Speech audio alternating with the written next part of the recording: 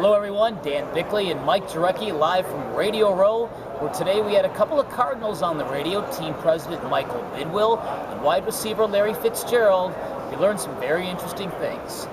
Dan, when speaking of Larry Fitzgerald today, it was kind of the situation where he's been a good soldier for the last three and a half years. Cardinals missing the playoffs, obviously had a very disappointing year this year. And so I get the impression, just talking to Larry, that I don't know how long this will continue, meaning at some point they're going to have to address the quarterback position. I know he's just one player on the Cardinals, but however, he is the franchise player.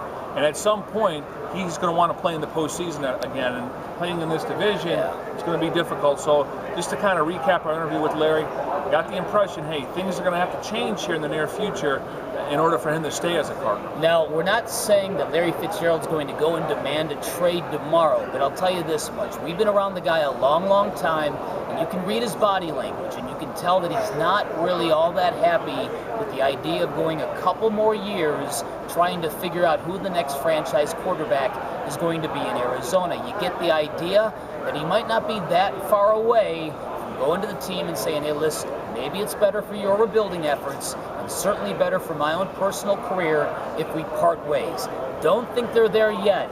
Today seemed like the first time when the depression of it all is getting to him a little bit. Well, and again, one thing that cures this, winning. And you need a quarterback in order to win this league, let alone the NFC West. So if they can win, then I think it's a moot point.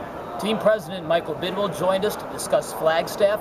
He said very candidly he was not very happy with Northern Arizona University, hasn't been for the last few years. It doesn't bode well for Flagstaff and that university if indeed the Cardinals decide they want to build a bubble in Glendale. Yeah, and a lot of people think that maybe this is just leverage, because if you think about it, the Cardinals and their Cardinal fans bring about $9.8 million to the Flagstaff community, and economically it's obviously a big hit. People like to get out of the heat and go up to Flagstaff to watch training camp. The access to the players is great.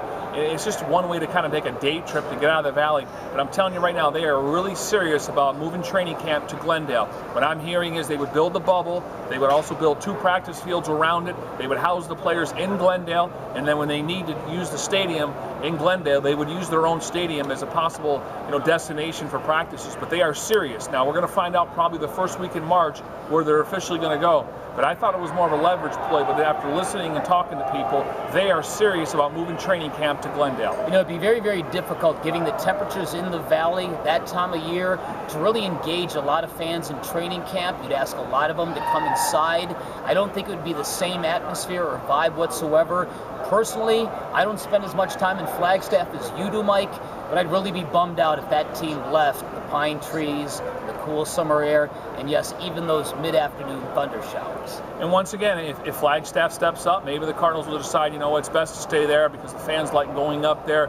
It's a great destination, again, to get out of the heat. But I'm telling you, they are serious about moving training camp, and the other option would be Glendale. He's Mike Jarecki, who still knows more about the Cardinals than the Cardinals themselves. I'm Dan Bickley. We'll see you again tomorrow, folks.